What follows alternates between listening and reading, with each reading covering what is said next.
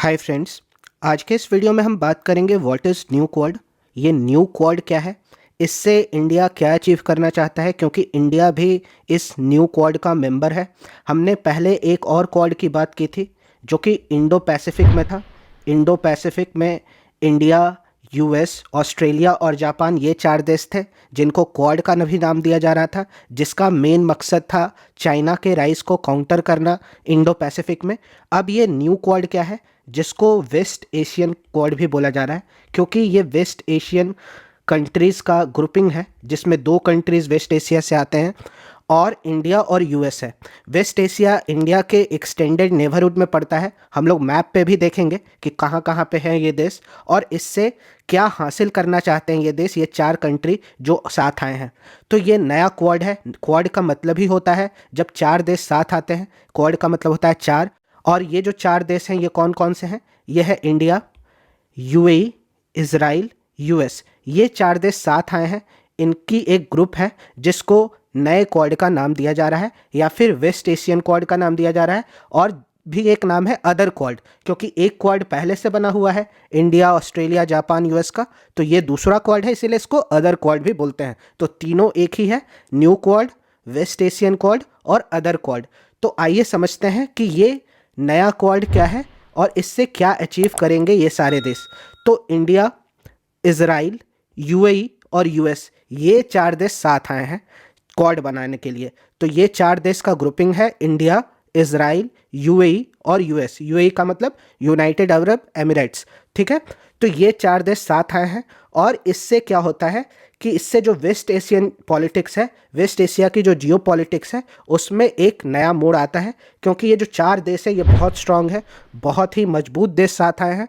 और इसका एक मकसद है, यूएस अपना बर्डन कम करना चाहता है इस रीजन में, क्योंकि यूएस का अभी फोकस क्या है, यूएस का मेन फोकस है चाइना। यूएस चाइना को टैकल करना चाहता है, इसीलिए middle eastern region, middle east और वेस्ट एशिया एक ही है। मिडिल ईस्ट भी लिखा मिलेगा आपको आर्टिकल्स में, न्यूज़पेपर में, और वेस्ट एशिया भी मिलेगा। तो वेस्ट एशिया और मिडिल ईस्ट एक ही रीजन है, लेकिन नाम अलग अलग है, क्योंकि मिडिल ईस्ट ब्रिटिशर्स यूज़ करते थे पुराने ज़माने में, लेकिन अब हम लोग वेस्ट एशिया ही यूज़ करेंगे, क्योंकि ये एशिया के पश्चिमी पार्ट में पड़ता है। कौन सा रीजन है, यूएई, इज़राइल, ये सब सऊदी, ये सब रीजन वेस्ट एशिया का रीजन कहलाता है। तो ये ग्रुप बनाने की ज़रूरत क्यों है?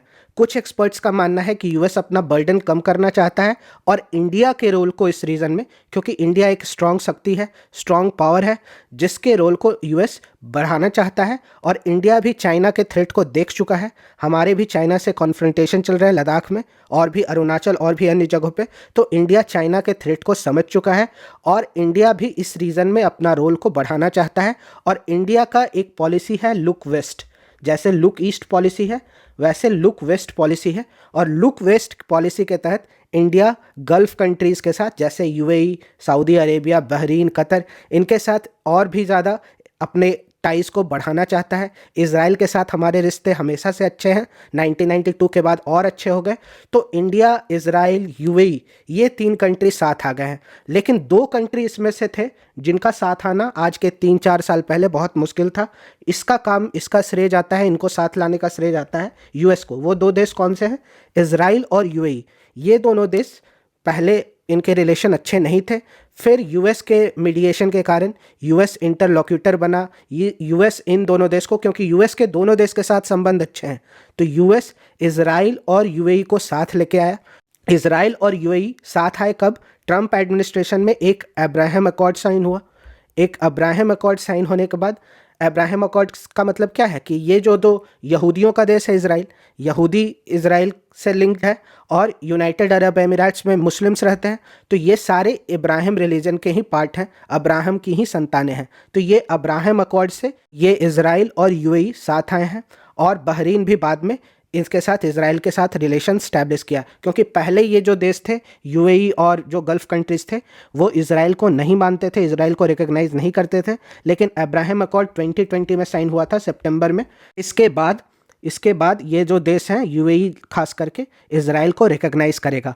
तो आपके लिए एक सवाल है कि पहला अरब कंट्री कौन था जिसने इज़राइल को रिकग्नाइज़ किया था, क्योंकि बहुत सारे इशू चलते हैं इज़राइल के साथ, क्योंकि पैलेस्टीनियन कॉज के लिए ये लोग आवाज़ उठाते रहते हैं, गल्फ़ कंट्रीज़ और भी जो अरब के देश हैं वो पैलेस्टीन इशू के चलते इजराइल को मान्यता नहीं देते थे और इजराइल के साथ काफ़ी वॉर भी लड़ चुके हैं ये देश। तो इजराइल और यूएई का साथ आना इस रिश्ते का फाउंडेशन है। जब इजराइल और यूएई साथ आ गए तो इंडिया और यूएस भी इनके साथ काम करने लगा। इंडिया, इजराइल और यूएई एक रोबोटिक सोलर टेक्नोलॉजी पे पहले से ही काम कर रहे थे, तो अब और ये कॉन्ग्रुएंस इनका बढ़ गया है और इस रीजन में काम करने के लिए ये 4 देश साथ आ गए हैं। ठीक है, तो अब मैप पे चलिए देख लेते हैं कि ये कहाँ पे है। ये है अपना वर्ल्ड मैप। ये अपना देश है इंडिया, हमारा पड़ोसी देश है पाकिस्तान, ये हमारे वेस्टर्न साइड में पड़ता है और ये एशिया का रीजन है।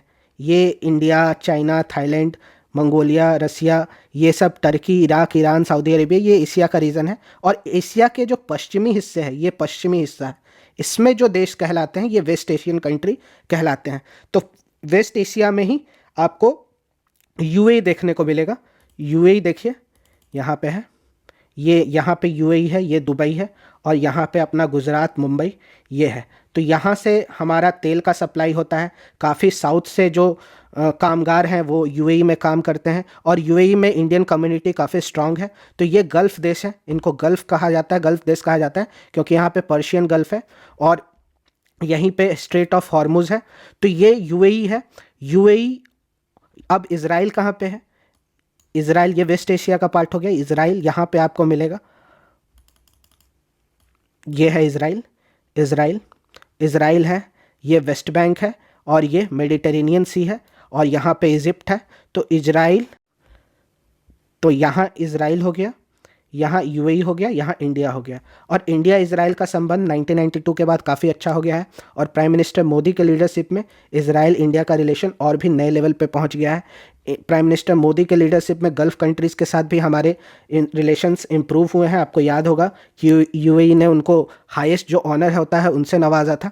तो ये जो रिलेशन है इसको शेप दिया है अमेरिका ने। अमेरिका यहाँ पे है और अमेरिका इस रिलेशन को क्यों आगे ले जाना चाहता है, इन 3 देशों को साथ लाने का मकसद है अमेरिका को चाइना को काउंटर करना है इंडो पैसिफिक में या फिर एशिया पैसिफिक में। ये जो सी है, इस सी में चाइना को टैकल करना है यूएस को, और चाइना को अलग अलग रीजन में यूएस टैकल करना चाहता है। तो अगर इस रीजन में टैकल करना है तो इंडिया, यूएस, जापान और ऑस्ट्रेलिया साथ आ गए हैं। इस रीजन में टैकल करना है चाइना को क्योंकि चाइना अपने फुटप्रिंट इधर भी बढ़ा रहा है। जिबूती में बेस भी है चाइना का, प्लस सेंट्रल एशिया में चाइना काफ़ी अपना इन्फ्लुएंस रखता है। ईरान के साथ $400 बिलियन US का डील भी आपको याद होगा। तो चाइना इधर भी लाना चाहता है और बीआरआई का प्रोजेक्ट तो आपको पता ही है, और इन कंट्रीज़ में चाइना अपने इन्फ्लुएंस को बढ़ाना चाहता है। तो इसको टैकल करने के लिए यहाँ पे यूएस ने इंडिया, यूएई और इजराइल को साथ लाया है यूएस। तो इससे क्या होगा, एक तो ये रीज़न थोड़ा सा स्टेबिलिटी इसमें आएगा ताकि यूएस पूरी तरह से चाइना पे इधर कंसंट्रेट कर सके। इस रीजन का स्टेबिलिटी यूएस के लिए बहुत ज़रूरी है। यूएस चाहता है कि ये रीजन बहुत स्टेबल रहे। हालांकि हिस्टोरिकली ये रीजन काफ़ी वॉलेटाइल रहा है। पहले तो वॉर हुआ यहाँ पे अरब कंट्रीज़ और अरब इज़राइल का वॉर हुआ, फिर इराक के साथ वॉर हुआ, फिर ईरान भी वॉलेटाइल रहा है। 1979 में रिवॉल्यूशन हुआ, फिर अफ़गानिस्तान में तो पिछले 20 सालों से वॉर ही चल रहा था। फिर अब यूएस का यहाँ से एग्जिट हो गया है, यूएस यहाँ से छोड़ के अफगानिस्तान से नाटो की सेना वापस चली गई है। तो सारे जो इवेंट हैं इंटरनेशनल पॉलिटिक्स में एक दूसरे से लिंक्ड हैं, ये बात हमेशा याद रखिएगा। हर इवेंट को आपको आइसोलेट करके नहीं देखना है।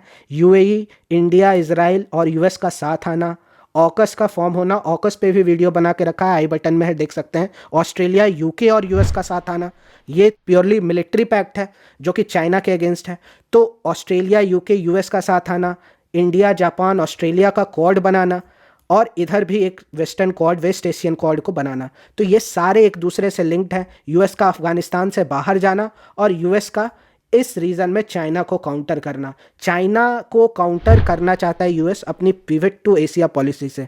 ठीक है, pivot to Asia policy Obama administration के दौरान आया था। फिर उसको बाइडेन, अभी जो बाइडेन है यूएस के प्रेसिडेंट, वो उसको आगे बढ़ा रहे हैं।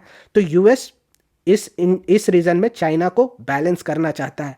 यूएस 1991 के कोल्ड वॉर के बाद सोल सुपर पावर था, लेकिन जब से चाइना का राइज हुआ है, चाइना यूएस की हेजेमनी को चैलेंज करना चाहता है। हेजेमनी क्या होता है कि एक सोल सुपर पावर है और वो जो चाहता है वो होता है। तो ये यूएस हेजेमन था, लेकिन बाद में जब से चाइना का राइज हुआ है, चाइना यूएस की हेजेमनी को चैलेंज करता है। ये साउथ चाइना सी का रीजन है। यहाँ पे ताइवान को चाइना फोर्सफुली कैप्चर करने का भी धमकी दे चुका है, और यहाँ पे नॉर्थ कोरिया के साथ मिलके इधर जापान जो कि यूएस का अलाई है उसके साथ चाइना बहुत सारे अपने फुटप्रिंट को बढ़ा रहा है और इस रीजन में डोमिनेट करना चाह रहा है, और आसियान के देशों को भी चाइना डोमिनेट करना चाह रहा है। और यहाँ पे लद्दाख और डोकलाम वाला इंसिडेंट तो आपको पता ही है। तो इंडिया भी जान चुका है और इंडिया भी अब बड़ा रोल प्ले करने के लिए तैयार है। इंडिया भी अपने इनहिबिशंस को कम कर चुका है और इस रीजन में बड़ा रोल प्ले करना चाहता है। और ये जो क्वाड बनाना है, दोनों क्वाड, ये वाला क्वाड भी, इस रीजन वाला क्वाड भी, जापान ऑस्ट्रेलिया इंडिया वाला क्वाड भी, और इधर वाला क्वाड भी, ये दोनों यूएस का बड़ा गेम है चाइना के राइज को काउंटर करना। अब चाइना का राइज को काउंटर करना तो बड़ा गेम है, इसमें बहुत सारे छोटे छोटे गेम हैं। जैसे ये जो देश हैं इंडिया, इजराइल, यूएई, ये इंफ्रास्ट्रक्चर में साथ आएंगे, इंफ्रास्ट्रक्चर डेवलप करेंगे, टेक्नोलॉजी में साथ आएंगे, मैरी टाइम सिक्योरिटी में साथ आएंगे, क्योंकि इंडिया एक बहुत बड़ा नेवल पावर है इंडियन ओशन में, Arabian Sea, Bay of Bengal, और यहाँ पे एक बहुत बड़ा नेवल पावर है इंडिया, और ये साथ आके मैरी टाइम सिक्योरिटी में काम करेंगे। तो ये गेम किसका है? ये गेम है यूएस का, टू काउंटर राइजिंग चाइना। ठीक है, अब इसमें ये लोग देश कोऑपरेट करेंगे और यूएस इस रीजन में अपने बर्डन को कम करना चाह रहा है, ये भी एक रीज़न है। तो ये जो वेस्ट एशिया इंडिया के एक्सटेंडेड नेबरहुड में पड़ता है, और जब से अफगानिस्तान से यूएस बाहर गया है, ये रीजन अनस्टेबल होने के कगार पे है।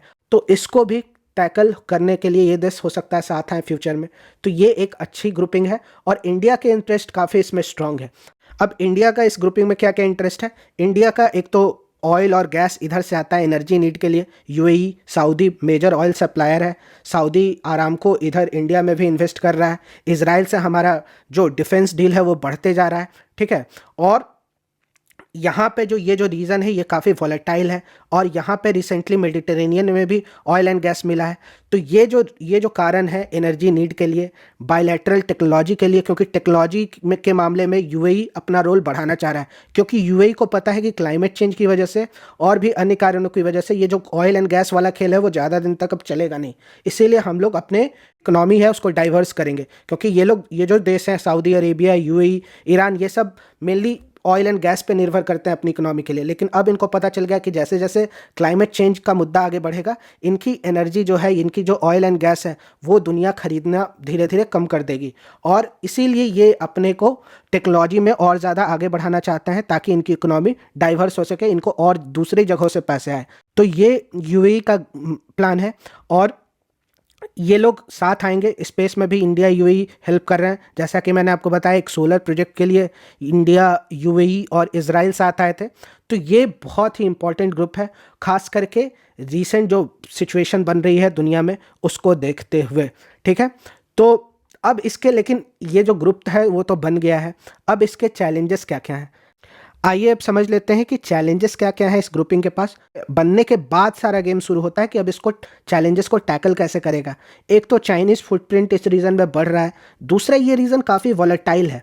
वॉलेटाइल इन द सेंस यहाँ पे काफ़ी डिफरेंसेस हैं, काफ़ी फॉल्ट लाइन है, सिया सुन्नी का डिवाइड है। फिर सऊदी और यूएई ईरान से खतरा महसूस करता है। ईरान अपने न्यूक्लियर प्रोग्राम को लेकर काफ़ी स्ट्रांगली आगे बढ़ रहा है, जिसके बाद यूएस के सैंक्शंस आपको देखने को मिले थे ईरान के ऊपर। तो ईरान और सऊदी की एक्सट्रीम हॉस्टिलिटी है, लेकिन बीच बीच में ये दोनों मीटिंग भी कर लेते हैं। तो ये काफ़ी ऐसा रीज़न है जहाँ पे आप गेस नहीं कर पाओगे कि कौन किसके साथ है, कौन किसके अगेंस्ट है। तो सऊदी और यूएई का एक डर है कि यहाँ डेमोक्रेसी ना आ जाए, डेमोक्रेटिक रिवॉल्यूशन ना आ जाए ईरान के जैसे 1979 में वहाँ पे डेमोक्रेटिक रिवॉल्यूशन हो गया था। तो इनकी मोनार्कीज़ की अपनी दिक्कत। तो यूएई, सऊदी, ईरान, ये सब में काफ़ी हॉस्टिलिटी है। प्लस अफ़गानिस्तान में जब से यूएस हटा है और ज़्यादा टेंशन बढ़ गया है। यहाँ पे आईएसआईएस का भी प्रेजेंस अफ़गानिस्तान में देखा जा रहा है। प्लस इधर अपनी लड़ाई है, इजराइल की अपनी लड़ाई है, हमास के साथ। तो ये रीज़न काफ़ी वॉलेटाइल है। सीरिया में अलग रेजिम को लेके अलग लड़ाई है, तो ये रीज़न बहुत ही हॉस्टाइल है और इसको मैनेज करना, यहाँ पे स्टेबिलिटी हासिल करना काफ़ी मुश्किल है। दूसरा है ईरान का रिलेशन इंडिया के साथ कैसा होगा, क्योंकि ईरान इंडिया का ट्रेडिशनल पार्टनर रहा है। ईरान बहुत ही इंपॉर्टेंट कंट्री है इंडिया के लिए, और पाकिस्तान को लेके तो खास करके इंडिया और ईरान नेचुरल अलाई होने चाहिए थे, ठीक है। लेकिन ईरान इसको कैसे देखता है, ईरान कहीं इंडिया का मतलब इंडिया और ईरान का रिलेशन कहीं ठंडा ना पड़ जाए, तो ईरान क्यों। और इसको आपको देखना होगा, ईरान के जो रिसेंट प्रेसिडेंट बने इब्राहिम रईसी, उसको सबसे पहले इंडिया के ही external affairs minister S Jaishankar गए थे वहाँ पे। तो ईरान और इंडिया का रिलेशन अपनी जगह बहुत इंपॉर्टेंट है, और ये ग्रुप के चलते अगर ईरान हमसे नाराज़ होता है, ईरान और हमारा रिलेशन ख़राब होता है, तो इस पर डाउट है, ये एक चैलेंज रहेगा। इसीलिए हम लोगों को बैलेंस करना चाहिए, इनके साथ भी रिलेशन और ईरान को अलग से इंडिया बायलैटरल रिलेशन रखे। तो ईरान इंडिया के लिए अभी भी बहुत इंपॉर्टेंट है। तीसरा है कि जब जब पैलेस्टीन का इशू आएगा, अभी रिसेंटली आपने देखा होगा हमास और गाज़ा पे अटैक आपने इसराइल ने किया था, और ऊपर से हमास से टेररिस्ट ने इसराइल पे अटैक किया था। तो फ़लस्तीन का मुद्दा जब जब उठेगा, ये कंट्री और इनका इसराइल का, यूएई का, इसराइल का, सऊदी का रिलेशन थोड़ा ठंडा पड़ सकता है। तो उस सिचुएशन में ये लोग रिलेशन को कैसे मैनेज करेंगे, ये देखना होगा। और चौथा कि मैंने आपको बताया कि चाइना हर रीजन में अपना प्रेजेंस बढ़ा रहा है। चाइना इतना पावरफुल हो गया है, हर रीजन में अपने बेसिस बना रहा है, हर रीजन की कंट्री को डेट डिप्लोमेसी में फंसा रहा है। लेकिन इस रीजन में हालांकि उसका इतना फुटप्रिंट नहीं है, इसलिए ईरान और चाइना इंपॉर्टेंट हो जाता है इसमें। चाइना अगर ईरान को बहुत ज़्यादा अपनी तरफ कर लिया तो इस रीजन की स्टेबिलिटी के लिए खतरा है। और ये रीजन ज़्यादा दूर नहीं है, मैंने आपको बताया इंडिया के एक्सटेंडेड नेबरहुड में पड़ता है। ये इंडिया रहा, ये वेस्ट एशिया हो गया, तो ये रीजन इंडिया के लिए बहुत ज़रूरी है। यहाँ से हमारा बहुत ज़्यादा ट्रेड होता है। अगर ये रीजन अनस्टेबल होता है तो इंडिया को परेशानी होगी। खास करके बहुत बार आपने सुना होगा कि यहाँ पे कुछ भी होता है, तेल के दाम बढ़ जाते हैं, इंडिया में इन्फ्लेशन हाई हो जाता है, इंडिया की इकोनॉमी को झटका लगने लग जाता है। तो ये रीज़न काफ़ी इंपॉर्टेंट है, मिलिट्री दृष्टिकोण से भी, इकोनॉमिक दृष्टिकोण से भी, जियो स्ट्रैटेजिक दृष्टिकोण से, जियो पॉलिटिकल दृष्टिकोण से, जियो इकोनॉमिक दृष्टिकोण से ये रीज़न बहुत इंपॉर्टेंट है। इसलिए ये ग्रुप एक पॉजिटिव साइन है, लेकिन हाँ, हम लोगों को ईरान को भी मैनेज करना होगा। तो होप करता हूँ आपको ये वीडियो अच्छा लगा होगा। ऐसे ही वीडियो देखने के लिए चैनल को सब्सक्राइब करें। वीडियो यहाँ तक देखा हो लाइक ज़रूर करें। मिलते हैं किसी नेक्स्ट वीडियो में, तब तक के लिए कीप लर्निंग। जय हिंद।